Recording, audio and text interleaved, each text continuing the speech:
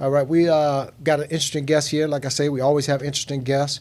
My guy here is a ex college ball player, doing some great things in the community right now, doing some coaching with one of the high schools in the local areas, doing a lot of community outreach and give back. Joe, how's it going, man? Going good. Thanks Pretty for good? having me. Yeah, All thanks for right, having man. me. All right. Appreciate I know you had a little trouble getting here, man, but Crazy you made it traffic. through it. We glad to have you with us, man. Thanks for having me. Good. Yeah. So, Joe, tell me something, man. Where'd you grow up, and the community you grew up in? How did it help shape, your athletic bug and the abilities and that path? Well, I grew up in Pacoima, Okay. on the east side of the valley. So it shaped me because at the time it was a lot of black people in that area. So a lot of the black people that lived in that area, they couldn't move to like Northridge and Porter Ranch and Reseda. So all the black people lived in Sylmar, Lakeview Terrace, and Pacoima. So it was predominantly black community. So everybody went to the same school, went to Maclay. I went to middle school, Maclay. And so everybody kind of grew up together. So I think it shaped me just being in that area, tough area. Everybody kind of had to grind. We got after it. It's a lot of good athletes that came out of Pacoima. Okay. So, it shaped me. My mom and dad raised me to be pretty tough and get after it. So. So when you say tough as far as the grind, what do you mean as far as street activities or just grinding to find your position playing ball? I think at the time when I came up in the 80s and the 90s, it was the drug game was kind of going on at that time. Yeah. So, and there was a lot of gang banging. So where I grew up, it was a lot of bloods. So you had to kind of pick and choose what you was gonna do. So sports became my avenue. Okay. You know what I mean? I didn't want to get involved with, being with the knuckleheads. Not saying they weren't my boys, but I didn't want to get in trouble. Just wasn't your thing. It wasn't my thing. Got it. And then my mom was like, if you go to jail, I'm not bailing you out. So it was just something for me to latch on to playing basketball. It's a couple of us in the area that grew up, so we played basketball and we got after it, and then the older guys kind of kept us out of trouble. Got it. So- Got it. So your story is similar to mine. I grew up in that 80s and the 90s area Yeah. too. So we probably like 9 year difference. So we've seen a lot. Right. We've experienced some of the same things. I played ball too. Yes. The difference between you and I though is that you stayed with it. You didn't jump into the street. You didn't get with the knuckleheads. Right. I was one of them knuckleheads. I got Okay. with the knuckleheads. I delved into the streets. So I talked about it on one of my other episodes on how you can't straddle the fence. And I'm saying this to the youngins that are coming up or anybody that's out there and they're thinking about pursuing their path of either taking the high road, which is the right road, or either taking the low road and hitting the streets. Don't do it. Yes. Hitting the streets, it's a mirage, it's a mistake, and it's a lie. Yeah. Heartache and pain and a bunch of setbacks and a gang of trouble. Gang in trouble. The odds are way too they're stacked too high and too much against you. So I can relate to what you're saying. I didn't do that though. I took the wrong route, and a lot of things developed in that area for me that were problematic. But once again, I can relate. And for you to take the route that you took, and I was going to ask you what really propelled you and pushed you and kept you from indulging into the gang activity. But you said your mom, and then the OGs was like, "Nah, man, this ain't for you. You this is not what you need to do." So they must have saw that you had the gift. Well, it was a couple of us in the area that had the gift, so we just stuck with it. It was it was just something I latched onto. I loved it. I never thought about going to college. Okay. So it wasn't like oh man, you got an opportunity to go to college. I never thought of it. I just loved playing basketball. So it was like, you know, my mom was like, keep your grades up, come home. It wasn't like I was running the streets. It was like I was either going to play basketball, you know. So those are the things that I was doing, you know, that kind of kept me, you know, from keeping my grades up and stuff like that. It wasn't, you know, just silly activities. I mean, some of my friends, I have good friends that, you know, did those knucklehead things, but, you know, they still my friends, but I didn't want to latch on to that type of activity. Smart. So you played high school ball too? Yes, sir. Okay. And then after high school, did you get the scholarship, or how did that work, or you just was a walk-on? So I went to Kennedy High School, which is in Granada Hills. Okay. So played there 3 years. Back in the days, high school started 10th grade. Now it starts in 9th grade. Right. I remember. So 10th grade, you went 10th, 11th, 12th. Yeah, 10th, 11th, 12th. Yeah, I played varsity. And so they kind of figured, oh man, you got a chance to really be pretty good. So going into my senior year, I started getting some colleges after me. Some looks. And so I ended up supposed to go to USC. Grades was bad. My mom was, man, I told you keep your grades up. I told you. And so you know, I had to take another route. So I had to go JC, junior college. So I went up north to College of Sequoias, which is in between Bakersfield and Fresno. So I got away from, you know, everybody said, man, go to Valley, go to the local JCs, but I thought it was better for me just to get away and to kind of focus on me and just being better.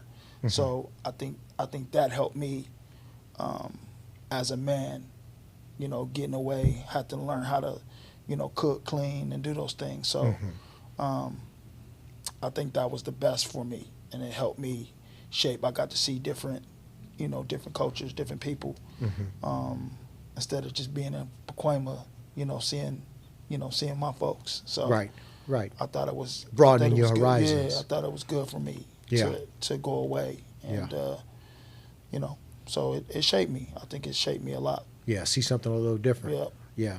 I was always big on traveling, you know. Anytime that I got a chance to travel outside of the community and go to different cities, different countries, different islands, you know, whatever, just to get out and just have those experiences. Right.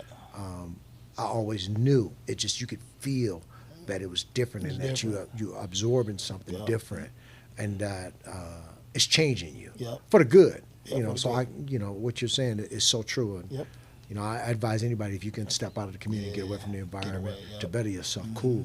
And it's imperative, especially, you know, growing up in the hood with so many negative things that are happening around, and so many influences that can trigger you to just, you know, go left or take the wrong route at any given moment. So now you're up in college, you're playing ball. So that's like, did you do it? That's like JC for 2 years? Yeah. So I did. Since I wasn't qualifier, I had to do the 2 years. So I went 2 years at Sequoias. I played really well. I ended up being player of the year in California, in the state of California. What position you played? Shooting guard at the time. Shooting guard. Yeah, I was shooting guard. Hey, that's a hard spot, boy. That's a hot spot. Yeah, hot spot. Yeah, you got to be the man. You got to be on right there. Yeah, and so so you got the player of the year. I got the player of the year. You must have been doing your thing. Oh, I did all right. Yeah, so player of the year. Nah, you did better than all right. I did all right. And so, you know, player of the year, state of California. And then now I really started getting a lot of offers. Okay. For those that don't know, what are offers? College interests. Okay. College scholarships. Okay. So I end up having like Fresno State, Boise State, Oregon, Santa Barbara, Northern Arizona. Okay. You know, the list goes on. So CSUN got to take it. So I got to take a couple visits to different colleges and check them out, see which one fit me. And so I really wanted to go to Fresno State because Turkanian, I don't know if everybody knows who Jerry Tarkanian was. Jerry Tarkanian used to be at UNLV. A beast, man. And he had, you know, Larry Johnson, Stacey Ogman. He had some goons. Heavy hitters. Yeah. Heavy hitters. He left UNLV and went to Fresno State. He got the job there. And so he recruited me. And so I went on a recruiting trip, and I thought I was really going to go there because, you know, it was right down the street from my junior college. Sure. And I wanted to stay in California. So, and then I took my last visit to Boise State. And then I got to Boise State, and the coach there, he reminded me, he was kind of like a Jerry Tarkanian. Name was Bobby Dye. Cool guy, cool, smooth, white cat. Silk shirt, chain, walked in. He had that swag. Yeah, he had that swag. flavor. You can identify with him. Okay. So I walked in, and he was like, Joe, you're going to be the man here. And so I don't think it was like what he said, the whole man thing, but they just they accepted me. And so, you know, going up from California, Pacoima to Boise. Idaho, like, Midwest. It was like, it was like. What's that, like 95%? Yeah. It was, white? What, like the others, or what, like so the other 5%? At the time when I got there in 1995, it might have been maybe all the athletes that used to play there and some of the former athletes. So maybe 5%, maybe. But it was a good community. They accepted me. Okay. And so I did my thing there. Okay. How long were you there? I lived there from 1995 to 2000, and then I came back. Okay. So probably about 6 or 7 years. You got your scholarship there? Yes. Okay. Yep. And did you get your degrees there? Yes. Yep. Okay. Yep. What'd you major in? Political science. Nice. Yep. So went there. I was newcomer of the year my first year, and then I end up my senior year. I was all Big West, first team all Big West, and we did pretty good the time I was there. So that was my college journey. Okay. Yep. No professional ambitions to go play pro, like maybe overseas or here in the States, or what happened with that? Because that's the transition after college ends. Yeah, so that was like a big thing. I wanted to really go play basketball afterwards. So it was a professional team in Idaho, in Nampa, Idaho. The Idaho Stampede. Okay. So now it's the G League. Now back then it was called the CBA. Okay. Yeah, I remember CBA. So, you know, all the old school players. You either, if you didn't make it to the league, then they sent you down to the CBA. So on my team, I had like Lloyd Daniels. I had some old school heavy hitters, Donald Royal. So I was like the rookie. So they kind of brought me up and showed me the ropes. Okay. So I played there about 40 games. Okay. And then it was just like real political. So that was like a different, just learning how like things went. When it got to political, you might have been like the better player, but guys had agents and say, oh, my guy needs to play because he's making this type of money. So I was a rookie. So I kind of had to take my lashings and kind of go through the hard times. So so I end up getting a contract to go overseas. So I played in New Zealand. Okay. After that, so I played there 3 years. In New Zealand, my first year we won the championship. And then I was all New Zealand. I was like top 5 players in New Zealand my first year. We won the championship. So it was another good experience. I had to learn how to, become a man, going overseas, being away from, family and friends. You got a lot of transitions happening. Yeah. So it shaped me. All that shaped me. And so. Now, when you say shape you, are you speaking of as far as moral values and principles? Because I know you got that foundation at home. Well, when you're like kind of trying to, I don't know if I was like finding myself. I don't want to say I was finding myself. You know, I was 21, 22, so going overseas, you know, trying to figure out, you know, how your life's gonna go. Right. And so, you know, I never forget like my last game in college. It was like, man, what am I gonna do now? Like what's my goal? What's my plan? Like, am I gonna get a job? And so, you know, had the opportunity to go, you know, play overseas. I thought that was like a big thing for me. You know, most people don't get to see different parts of the world. No. And have it paid for. No. So, you know, I thought it was like the best situation for me. Like having these great opportunities just off of playing basketball and you know, and then loving the game. So going to New Zealand, it was like, man, like, you know, meeting different people. You know what I'm saying? So, you know, getting there, giving you a car, you get a car with your name on the side of the car, and it's like, man, like everybody know you. Right. And so I was kind of like a celebrity. You know what I'm saying? And winning the championship. You know what I mean? So I still got good friends from that team. So I built some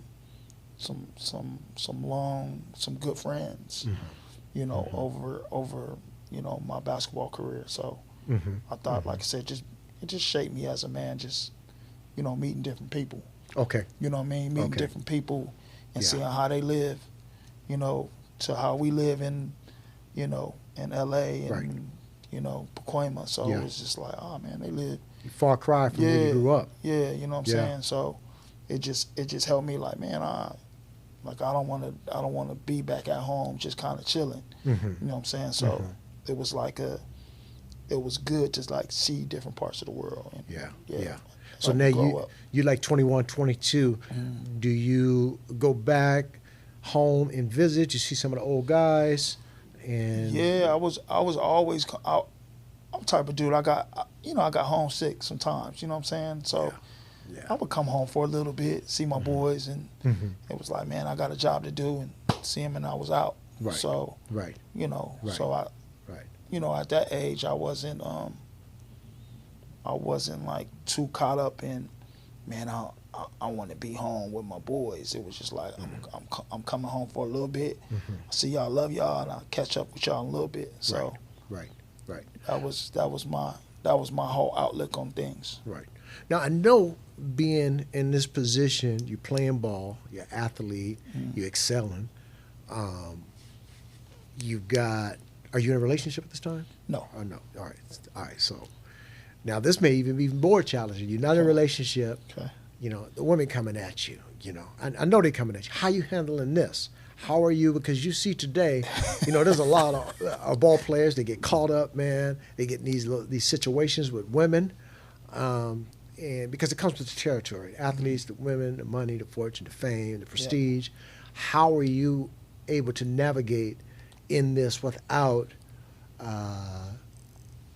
getting in a situation, or did you ever have a situation that made you feel like you could lose it all? Well, when I was overseas, I never, you know, I had fun. You know what I mean? I was, like I said, I played basketball, but it never took away from, you know, my whole goal. My goal was to play basketball, and I wasn't gonna let anything get in the way of that. You know, of course, I'm a man, so I talked to women, went out, hang out, but it wasn't like I didn't want it to like mess me up to where I was like wasn't focused, and I couldn't go get my shots up, and I couldn't go lift weights, or couldn't go run. Right. You know what I mean? So when it was basketball time, it was basketball time. It wasn't, you know, and then, you know, after the game Saturday, okay, then we went out, but other than that, I didn't really let that get in the way of, you know, what I wanted. Your focus. Yeah, you're goal driven. Yeah, nice. So how long did your career last, and what did you do when it was all said and done, when you finished playing ball, and how did that end? So I came home in 2000. Yeah, I came home in 2000, and so they had summer pro leagues out in LA in Carson. And so you had all the NBA players playing, and so I was playing for my agent. He had a team. Mm. And so I played throughout the summer. Mm-hmm. I was getting some action, maybe going to the Philippines or Austria. So I was getting some bigger looks for some more money. And so throughout that summer, I was getting like headaches, like migraines. And I'm like, man, I'm keep on getting these migraines after my games. Mm-hmm. And so, so I would, after my games, it would just be crazy, like headaches. I walk outside and the sun hit me and it'd just be blurry. And so I had to go home and just pretty much go to sleep. And so about this time, like in August, it was crazy because I was at my dad's house. My dad used to live in Lake LA, in Lancaster area. And so woke up from a nap. I'm waiting for my agent to call me to let him, he was going to let me know where I was going, what the plans were. And so I woke up and I had like my whole right side was tingling. And I was like, man, what's going on? So I thought I slept on my right side, thought it was numb. I was like, okay, shake it off. And, the feeling comes back. Mm-hmm. That feeling wasn't coming back. I'm like, man, what is going on? So I ran into the restroom, ran some water on my arm. Still wasn't coming back. So my dad happened to be home. And so I hadn't eaten. So it's probably about 3 o'clock in the afternoon. And so I went to go make a peanut butter and jelly sandwich. And go to. So I went to make a peanut butter and jelly sandwich. I went to run the peanut butter over the bread, and I couldn't hold the knife. I was like, man, I'm tripping. So I'm just like, maybe I'm just like tired, And so I went and stretched a little bit. So I was like, man, let me get me something to drink. So my dad had a refrigerator out in the garage. So I had a red cup in my hand, little plastic cup, and so I go outside to put some ice in the cup, and the cup ain't in my hand. I'm like, man, what's going on? I'm tripping. So I'm really like, not stressing. I'm just like, man, what's going on? So I go back inside, pick the cup up. I put the cup in my left hand. So I'm going to put the ice with my right hand in the cup, and my right hand was kind of like, it just didn't look like it was part of me. It's kind of like frozen, like kind of locked. And it was just like, man, what's going on? So I went outside. My dad happened to be outside. He was watering the yard. And so I'm walking to my dad. And so I'm not walking in a straight path. I'm kind of like woozy. So at the time, I was talking to this young lady. She used to be a nurse.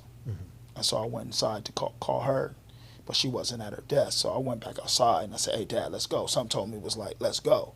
Knowing us, we stay home and just kind of like, oh, we'll be all right. We'll figure it out.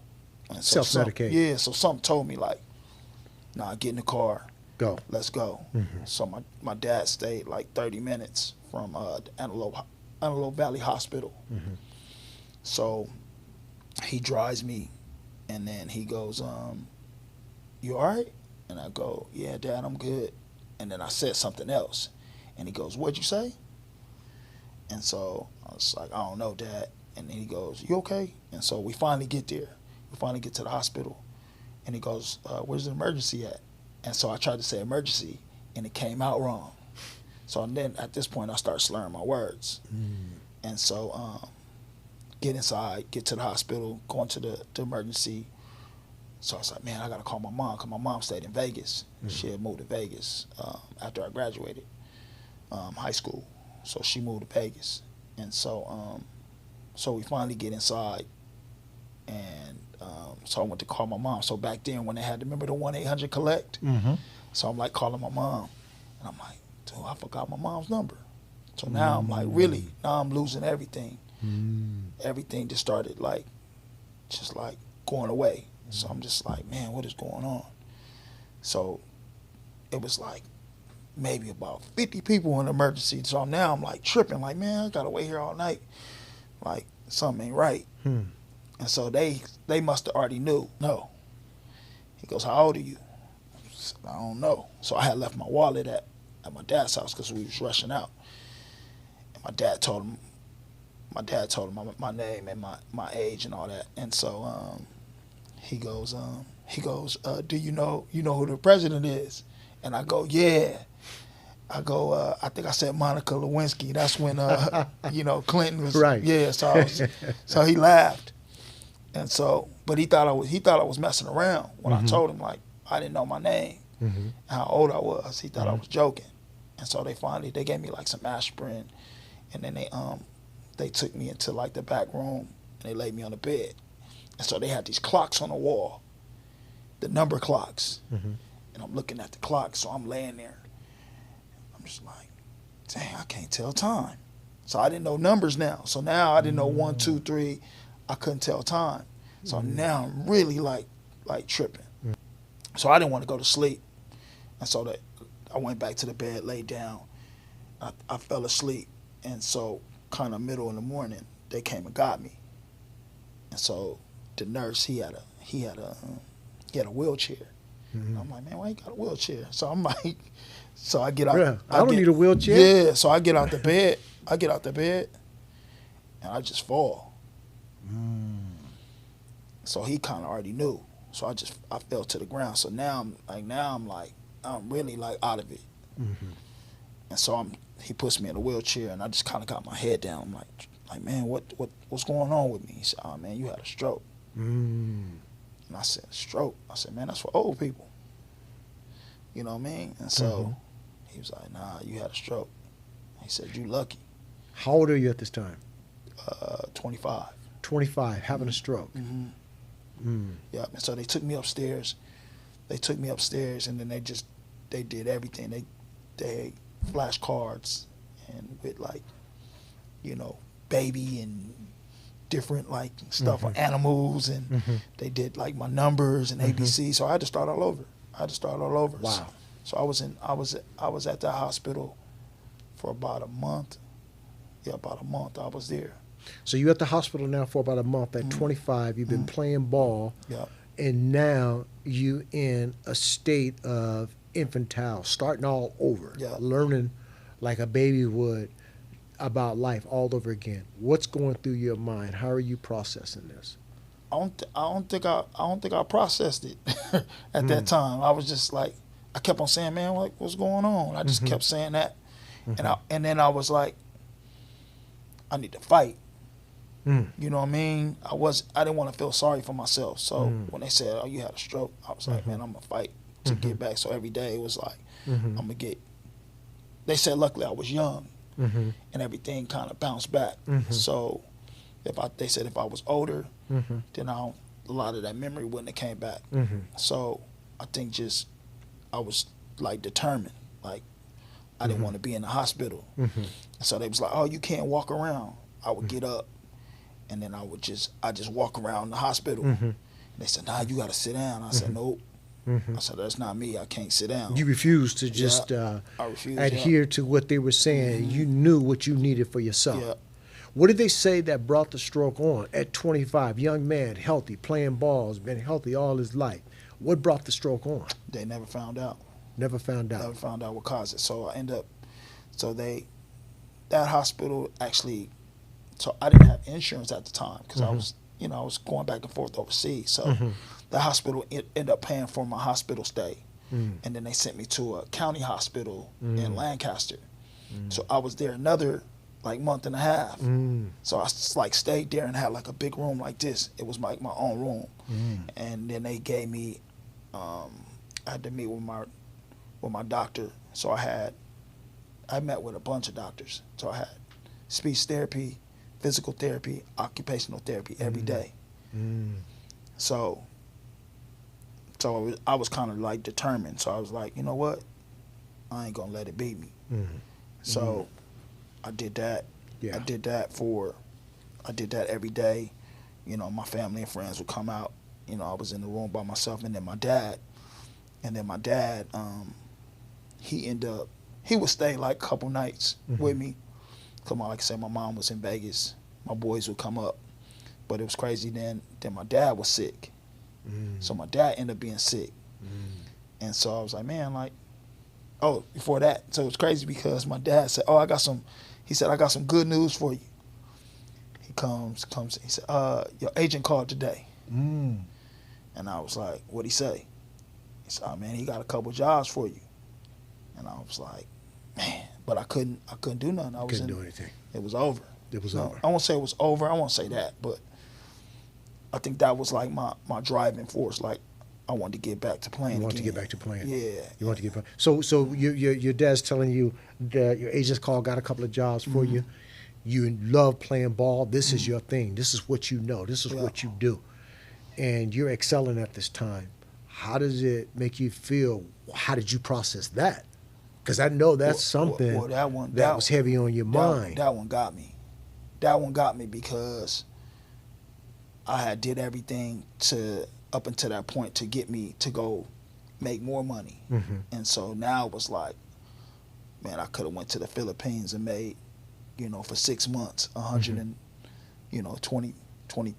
Mm-hmm. You know what I mean, for 6 months. Or Austria, I was gonna go.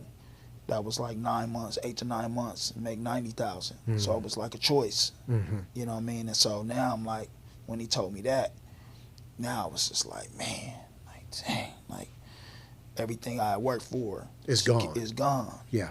You know what I'm saying? So, and then at the time, my dad was sick. So, but I didn't know why he was sick. He was just like, oh, my kidneys and everything is kind of messed up. Mm-hmm. And so I got back to where I needed to be. I got to about 85%. Mm. I still had and that's still to this day, I still have A little bit. Yeah. Yeah. A Yeah. little paralysis in my fingers. Mm-hmm. Mm-hmm. So I got back to 100%. They was like, oh, you can't drive. And I was like, nah, man, y'all can't tell me I can't do that. So I went and got a membership. I would go swim. I would do everything. I was doing everything to get myself back to, I just wasn't sitting around. Because one of my good friends, Jeff, he's actually one of my assistant coaches. We kind of grew up together. He was like, I was like, man, I can't sleep. And he was like, I was like, man, I feel like something gonna happen. Mm-hmm. And he said, man, go to sleep, man. Like, he said, if something happened to you, you're not gonna know. If you die, you ain't gonna know, right? And so I was just like, dang, you right. Yeah. And then I started just falling asleep. Well, after a while, that sleep deprivation started hitting you. You have no other choice. You got to go to sleep. Yeah. Yeah, either go to sleep or go crazy. One or the other. Yeah. And so he was just like, man, go to sleep, man. Like, you gonna be all right. Yeah. And so, like I said, I got to about 100%. I got close to 100, and then so I'm driving back and forth to the hospital because I had to do the outpatient. Like I had to go do the physical and all that stuff. So so the abilities to go overseas to play at the Philippines, to go play in Australia, that's gone. Gone. So now you're at the point to where you're doing the outpatient. You're back and forth to the hospital. Yeah. You're basically in therapy right now. Yeah. While you're going through this therapy, you're not able to play your ball. You missed out on these contracts. Yeah. Where is your mind set and your state of mind at right now, knowing that the next move is not going to be what you have been doing all your life? And what was the next move? So my next move was just like continue doing what I was doing, grinding and trying to get back. I wanted to get back to playing. You want to get back to playing? I wanted to get back to playing. So all I was doing was just working out. I was working out. So I wanted to get, my game wasn't the same. You know what I mean? Because I couldn't shoot it like I used to. So I had to change my game in that way. I had to be better around the basket. It was like a lot of stuff. And then my dad ended up getting sick. So it was crazy because I was like, Dad, I'm gonna go back to Boise and work out. And my dad would always be like, hey, I'm gonna get in the car with you and we would ride. He was like, I'm going with you. Right? He was like, my dude. Out of concern. Yeah. Well, that's me and my dad was close. Of course. So he was like, and this is after the stroke too. Yeah, this after the so stroke. So he want to keep an eye on you too. Yeah. So he's like, And so he was like, I can't go, son. I said, what you mean you can't go? You all right? He said, man, I'm not feeling good. I said, man, what's going on? And he wouldn't tell me. So me and him get into this argument. We get in an argument. So we kind of like butted heads, and And I was like, you know what, Dad? If you're not gonna tell me, I'm trying to help you. I'll stay here with you, even through everything I was going through. You know, I'm trying to help you out. I was like, I'm going back to Boise. So I took off. I left. And so maybe not, probably about 2 weeks later, I get a phone call. And from his pastor. And he said, hey, you need to come home. And I said, what's up? He said, your dad's sick. I said, what you mean he's sick? Like, what's going on? So I didn't even I wasn't processing it. So I just hung up and I started crying. I called him back and said, hey man, what's going on? I said, what my dad got? And he was like, you didn't know? And I said, nah, what? He said, man, your dad done had cancer for like 3 years. I said, what? Your dad got prostate cancer, and it's already metastasized to his bones. He said he didn't want to tell you because he thought you was gonna stop playing basketball. So I took a flight and came right back like the next day. And shoot, it was crazy. Yeah, and so my boy Jeff picked me up from the hospital, and so I went to the house he stayed at that we were staying in. His side of the family had cleaned the house out, took everything, everything. They took ceiling fans off the wall, everything. So it's just a shell in there, no furniture. Yeah, his family just cleaned him out, so they knew about it. They knew he had cancer. Wait, so you say clean him out? They took stuff against his will? Yeah. My stuff. So they figured he's about to die. He don't need any of this. So let's take what we can take. Yeah. And so my boy Jeff come pick me up. And so I had a car that I had given my dad, a little Nissan Sentra. Gave it to him. I'm like, damn. So I'm thinking I'm gonna get the car so I can drive around while I'm here. The car gone. So I'm like, man, where the car at? So I go to my aunt house. They done took the car. They done took the car, and then I'm talking about everything, man. They took furniture out the house, shoes, stuff I had, my trophies, everything. They took everything. They cleaned him out. So I go to my other aunt house. He's over there. I'm so I'm in tears. Yeah. So my dad's sitting in the chair like this. He's just sitting in the chair, and I'm talking about glazing, glossy eyes. He out of it. I'm like, hey Dad, what's up? He didn't even recognize me, right? And so my boy going off, my boy Jeff, my dad was everybody knew my dad, and so he going off hey man, how you gonna do this to his dad like that, man? That's your brother, and you did him dirty. You didn't let him know. They took his jewelry, everything. So what they was doing, they was trying to kill him off. So my brother, he had let me know a couple months, and I didn't even know what my brother was talking about. He was like, man, I think they trying to make Dad sign a will. And so so they was trying to kill him off because my dad kind of provided for his sisters. My dad was made pretty good money. He worked for RTD at the time. So not familiar with him, but RTD is it's like Metro now. Okay. And so so he worked there 32 years. He never missed a day of work. Okay. You know what I'm saying? Old school. That's what they did. So he get a job, lock in, get your benefits. Yep. So he started from the bottom, from cleaning the buses to becoming a supervisor manager at the job. And so he did that, and then he was he provided for him. So that was one of the reasons why my mom, they kind of divorced, because my dad was providing. He being such a giver for the family. Instead of taking care of his. Right. Well, he did take care of us, but it was this is your family now. They supposed to be taking care of themselves. Right. And so so when I got to the house, I'm talking about, he was out of it. So they was giving him morphine every hour. So they was trying to kill him off. So wait, the family's giving him morphine. Morphine. So where are they getting this morphine from? Because I guess he had in-house, so he had to be a patient in-house. Okay. So was getting the medication. So I guess somebody was bringing the medication to him, but he wasn't supposed to be taking the morphine like every hour. It was only when needed. Right? It was only when needed. He was already there. I'd already say he only had like 6 months to go anyway. So, if he had pain, okay, give him the morphine. Right. But they was just to make him comfortable. Yeah. But during this last 6 months. But they was giving it to him every hour, like trying to get rid of him before I got there. And so, so what they were trying to do? They're trying to kill him off so that they can so be able to get all his assets. Yeah. But what about the will though? Because a will is usually written, and you can't contest that if it's already been written and notarized. But he didn't sign anything. Oh. So like I said, he didn't let me know. He didn't let me know what was going on. So if he would let me know what was going on, then all that could have been handled. Right. They would have been out the picture. Right. So I had to go in and get everything notarized. I had to get the house. I had to put my name on the house and had to get all that stuff taken care of. So I ended up getting him out of my aunt's house. I got him out of there.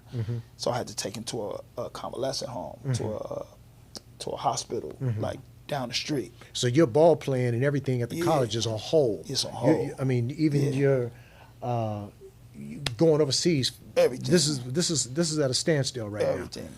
now. You taking care of Dad right now. Taking care of Dad. Okay. So get back, get him out my aunt's house, and so the next day, we go to the hospital, and I walk in, and he like, "Hey, where y'all been?" I'm like, "What, Dad?" So they had detoxed him from all that morphine. They cleaned him out, got it out of his system. So now he was back to himself. He was clear-minded, everything. Okay. He said, "Close the door." I said, "What's up, Dad? What's going on?" He said, "Oh, they was trying to make me sign a will, and I didn't want to." So he was like, "Oh, they was trying to kill me off." Yeah, and so I ended up bringing him to the house in Pacoima, Okay. that we grew up at, and then he grew up in. So he ended up dying there. Okay. So he lasted the full 6 months or like 4 months or something after that. It was another, probably like 3 or 4 months he lasted. That was a tough time for you too, huh? Yeah. So we brought him to that, and it was crazy because before I came back home to take care of him, I tore my meniscus so I tore my meniscus playing with the Had a stroke, tear your meniscus. That is man. Yeah. And so 25 was like a crazy time. How did you deal with it? How did you bring yourself out of that? Because usually with all these things happening, a lot of people, you've got your career on the line, you're having injuries, you're losing your dad. There's a lot coming at you. You've lost out on financial opportunities. A lot of people end up taking the drugs, drinking, or doing something negative, or are doing something that's going to be not beneficial to them overall. They start to self deteriorate. Yep. What did you do? I mean, my mom is like, I want to go to church, so she's faith. She believe in, she believe in man up above. So nice. She prayed and she kept me strong. And then my homeboys, right, they kept me strong. So, how about you? You believe in God too? You're just as strong in faith as mom? Yeah, okay. Yeah. And so, I think my friends, my mom, they kept my mind clear. So, and then just staying with the goal at hand, you know what I mean? So I think that was big for me. Yeah. My mom being there all the time. She was there. She's a strong woman. She about to be 79. Right. She still get up and drive, and she Good. went through a knee surgery. So she's a strong woman. Good. She's a real strong woman. Was there ever a time when you felt like you just like, you know what, I may not bounce back from this? No, I never thought like that. I never was like, I ain't gonna make it. I never thought like that. Okay. Like I said, I got myself into my friends weren't gonna let me. They weren't gonna let me like feel sorry for myself. I got a good circle of friends. Good. It wasn't gonna be like, oh man, well, you feeling sorry for yourself. You know, they was gonna, you know, it's not. They talk crap. Mm-hmm. And stop being a Mm-hmm. suck it up. You know what I mean? So that's how my boys Man are. up. Man up. Yeah. So Yeah. that's what I was about. And Nice. then I bounced back. And then Right. I had a chance to go to Australia and play. It was crazy. I bounced back. I had a chance to go back and play. And then getting ready to get on the flight, get on the plane to go. And you played in Australia? Nope. Oh, I shut it down. I was like, I called them. It's like, I can't give you 110. So I'm not. I signed the contract. I was getting ready to get on the plane. And I called them. So I can't do it because I didn't feel like I could give them everything that I needed to give them. So I just shut it down. I shut it down. And what did you do after that? I moved back to Boise. And I started training. Okay. I started my own little training business and coaching kids. Okay. So I lived there. Maybe another like 3 or 4 years. Okay.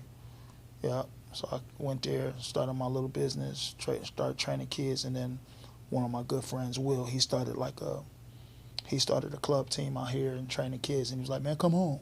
Okay. I was like, "Nah, man, like I'm cool out here, like I'm doing good." Like, You're enjoying Boise. yeah. Doing He's your like, own thing. "Nah, come home." He's like, "Come on, I need your help." Mm-hmm. And then I came home. I came home in like 2000 and I think I came home in 2000, almost 2005. 2005. Mm-hmm. And so what you're doing right now with the kids is at the school, is that an extension of what you were doing in 2005 with your boy Will? Yeah, it was crazy. Yeah, so my boy Will, we grew up together. Mm-hmm. He would just have like a bunch of like young kids anywhere from like 3rd grade to like 9th grade, 8th grade. Mm-hmm. So he had, all these kids. So I had like 5, 6 teams. Okay. So I was coaching all those teams, Mm-hmm. and then I was training. I was training probably about 15 to 20 kids. Okay. You know what I mean? And then I started my own. Then I started my own like physical fitness. I started training physical fitness. So Right. I got into With the kids? Nah. Now I started What? training women and men. Okay. You know what I mean? So Okay. now really like everything kind of taking off. Then I started Nice. doing everything. Mm-hmm. And so then I really started training the ladies. Mm-hmm. I had a few men. I had some young kids that I was training in physical fitness. Mm-hmm. But then it was like an avenue for the ladies because I was like training my kids at El Camino. Mm-hmm. So a lot of those kids, they either went to Calabasas and their mom was like, "Oh, can you train me?" Mm. I was like, "Yeah." So then I got certified for that. Okay. And then I started training the ladies, and then every morning then I had like a routine, and I would just train start Nice. at 6:30, Nice. go to about 12:30, come home, Right. then to go coach. Right.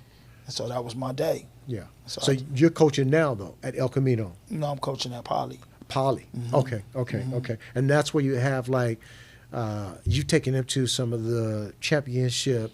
Yeah. So then it's crazy. Then I was with my son's mom. Mm-hmm. She lived in Boise, and then she came back. She came out here to live with me. Okay. And then we had my son. Okay. So I had my son in 2000. Who's playing ball now?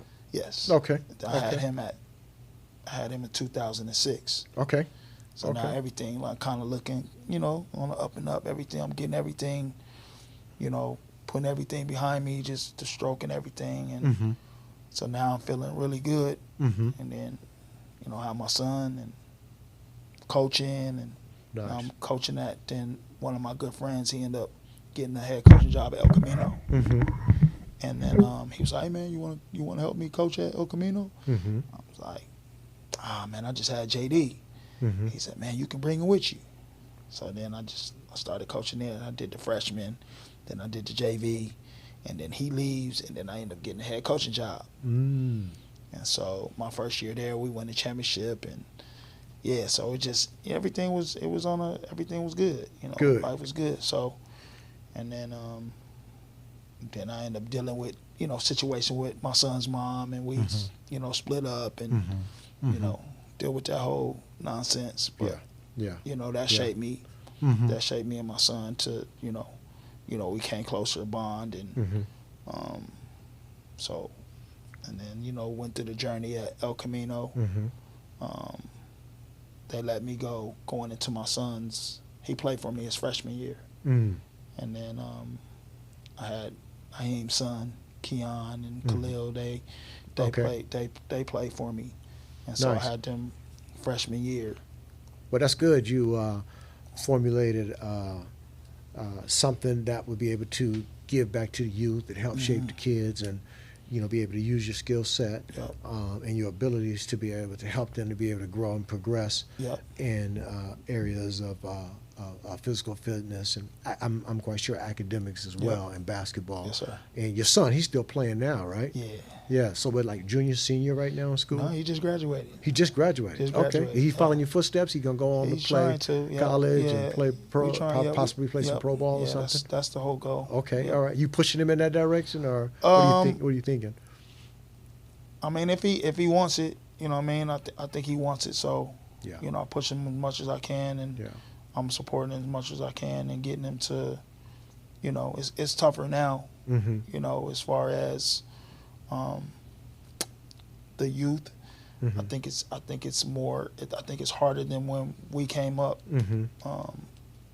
Just social media and just being able to go find a place and live. So Mm-hmm. I think now with these kids, they pretty much got to stay with us for a little bit longer. Mm-hmm. You know what I mean? We can't. Mm-hmm. Them days of, man, you gone when you 18, you got to move out the house. Yeah. Them days is Yeah. over with. We can't Yeah. push him out the house like that. So Mm-hmm. I want to help him as much as I can, get him Mhm. to where he needs to be, and Mm-hmm. it's a legacy. So I always tell Right. him about the Wyatt legacy, and I want to make sure he continues it and Mhm. and does everything Yeah. he can, so Yeah. he can have a successful life.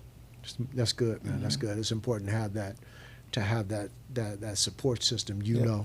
From growing up, and still having that in your life right now. Yeah. The other thing is, I understand you're about to retire soon Retired? from the coaching thing. I thought about it. You thought about it? I thought about it, but Okay. I think if I do retire, I think I was gonna say you're still a young man. I think Yeah. you got a lot of more wisdom in you still left to I just to, think to, to share yeah, and I help mean, shape some more of the youth coming up. Yeah, I mean it can get stressful, but I think these past 2 years have Mhm. been probably my most enjoyable Mm-hmm. time coaching, Mm-hmm. because I was, like I said, I was on that other side. I was on Mhm. the other side, which is a great side. I mean, the west side is good, Mm-hmm. but coming back to where I grew up at Mm-hmm. and seeing those kids that really, really need it, like Mm-hmm. they really need it. Mm-hmm. You know what I'm saying? They really when you there, they Mhm. love it. Mm-hmm. And so it was when I first got to the school, it was like, such and such, what's up, coach? How you doing? Mm-hmm. You know what I'm saying? Not saying they didn't do it at El Camino, but it was like more of a, like being more grateful. Mm-hmm. They appreciated it a little bit more. Mm-hmm.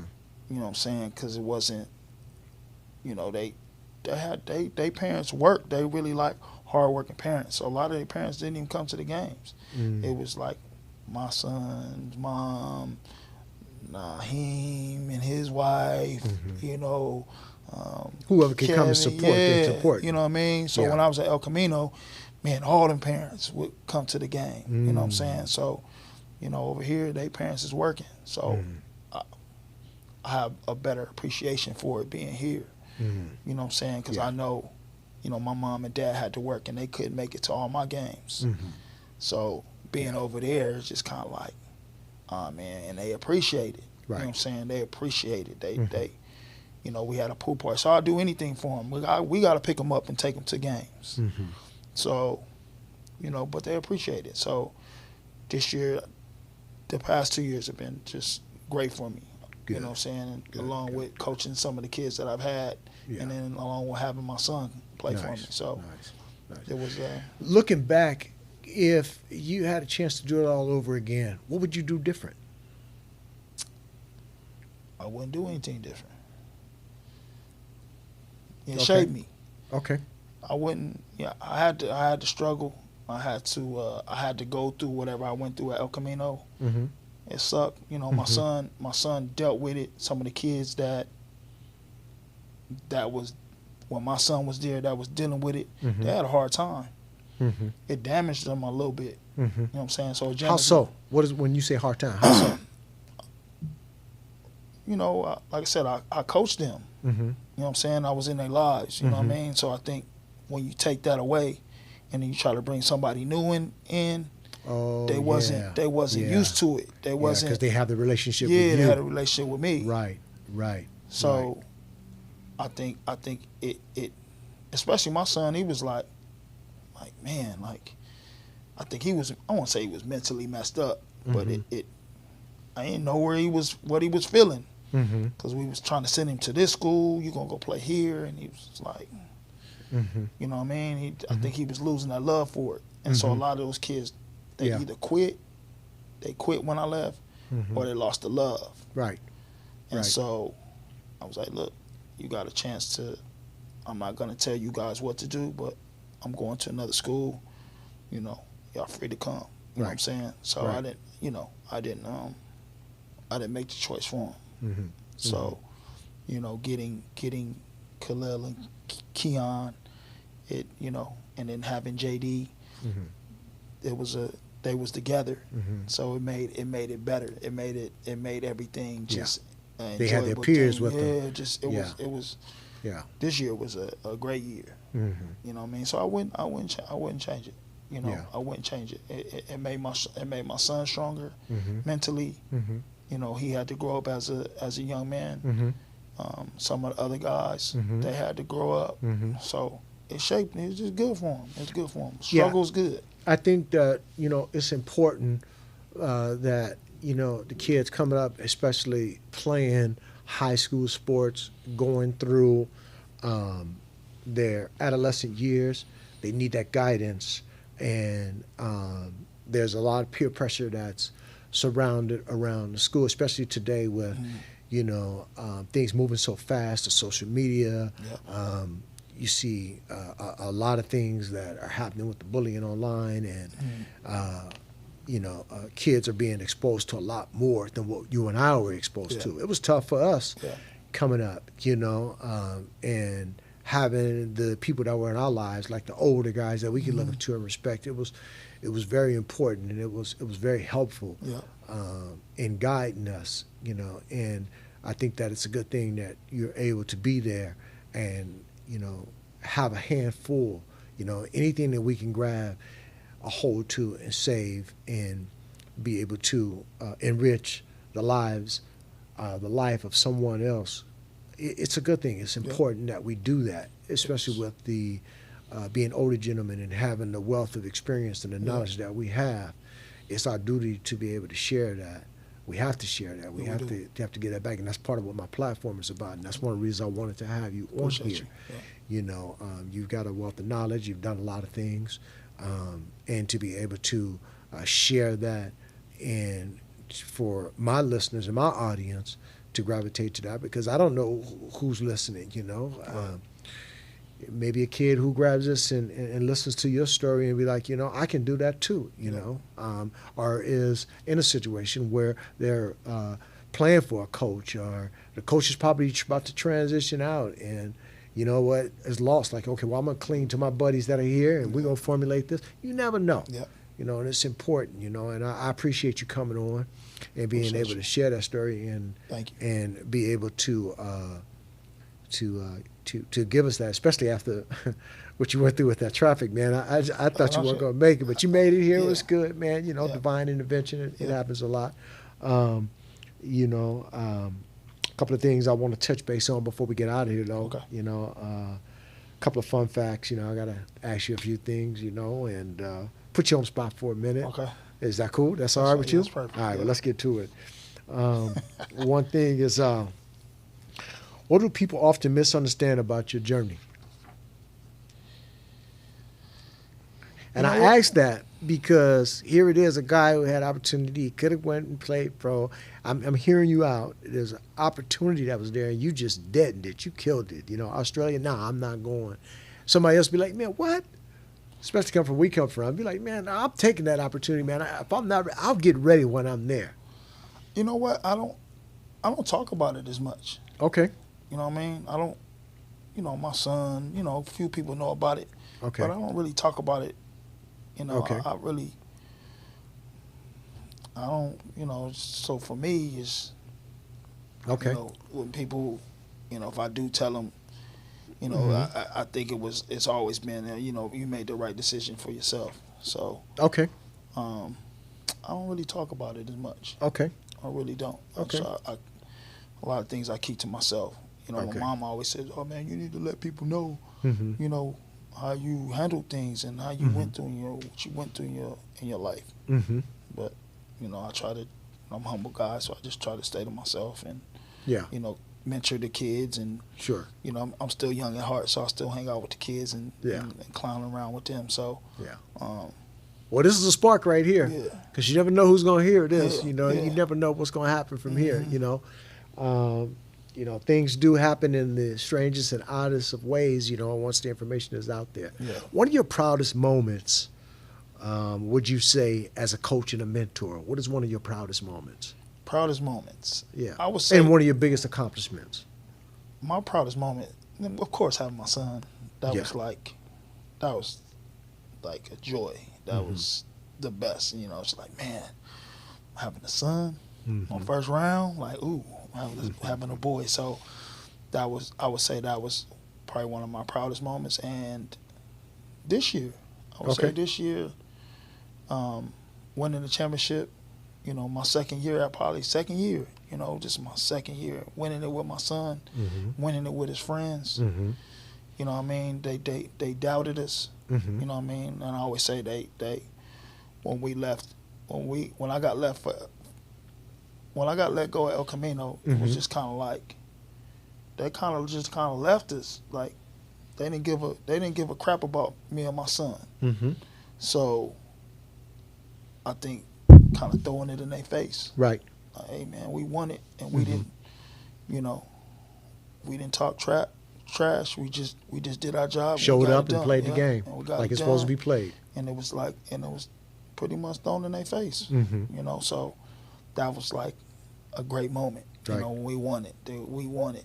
You know, it was a lot of haters, and we did it. We Yeah. did it. So Yeah. So you gonna come back and coach next year too? yeah, So you know what? That's the pressure's on. yeah. I mean, You're gonna be pressure. You're gonna be pressured to do it again.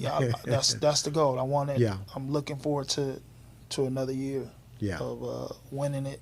And I think if I do win it this year, I think I might shut it down. You But might shut it down. I might shut it down. I don't know. You don't seem to be a quitter to me. You seem Yeah. like you be a guy who's just gonna keep pressing on, and whatever you need to do to make it happen, you're gonna make it happen. Well, I gotta, you know, it's to the point now. I gotta, you know, I've always helped my son and Yeah. trying to get him to where he needs to be, and I just think I need to just a little bit more steer him in the right direction, get him Right. to where he needs to be at. Right. Well, Joe, I think he's in good hands. I think that it's a blessing that you're in his life. Appreciate and, it. You know, that you guys are going to go on to do good things. And I think that next year, man, I'm predicting you guys going to get that championship. Appreciate you, brother. Joe, I appreciate you coming Thanks, by, sir. man. This was a pleasure, man. I wish nothing but the best for you, your team, your son. I see you got him on your shirt right there, Yeah, man. it's my baby. That's a big Yeah. moment right there. Thank you. And you know, as time progresses, you know, we got a lot of people lined up. I like to bring good people back. I'd love to have you back, man. When's your season over? When will you know if you guys are champions or not? Season starts in like the middle of November, Okay. and then it typically gets done middle of March. Okay. So Okay. about All around right. that time, about middle of March. Well, So, hopefully I have a slot by that time. Well, come on. I know we're gonna keep in touch. I'm gonna Yeah. see how that Let's do it. how that works out. You know, I'm looking for y'all to be champions again, Yep. so we can celebrate right here Let's do on it. Keep It Moving. Let's do it. Well, thank you for coming by, brother. Appreciate you, brother. As always, man, it's a pleasure, man. Thank you. I wish you nothing but the best. Be well, and as always, we're gonna keep it moving. Thanks for having me, bro.